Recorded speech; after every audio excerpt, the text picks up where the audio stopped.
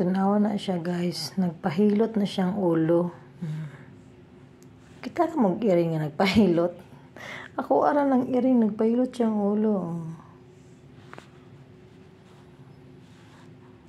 Gusto niya siya hilot-hiloto na yung ulo. Gisakitan siya siya ulo. Kaya ganina na pa niya sigig tuyok-tuyok sa kuwa. Kanina lang siya sigig niya karon behave na siya. Kasi hinilot ko na yung ulo niya. Ano ba yan? Hangover? Para ka lang si Auntie Bea may hangover? Ha? Tingnan mo, guys. Tanggalin ko na kasi pagod na ako. Kanina ko pa siya hinihilot actually. Kanina pa. Isang minuto na mahigit. Tanggalin ko na, ha? Kasi pagod na ako. Wala nang sakit. Oh, very good. Wala nang sakit. Ay. Ayan, babalik pa agad. Ayan. Tanawa na good na siya. Tingnan mo.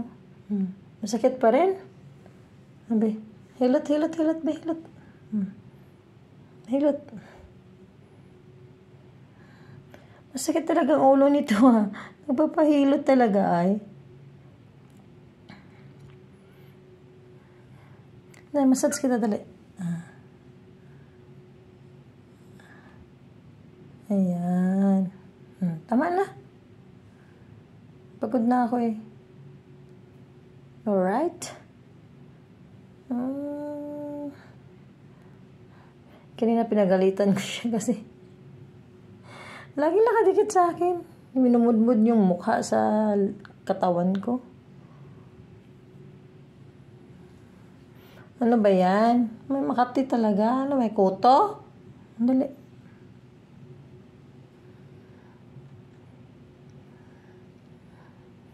Chor, oy.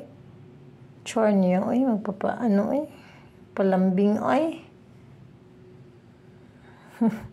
Kitiw-kitiw ang ano.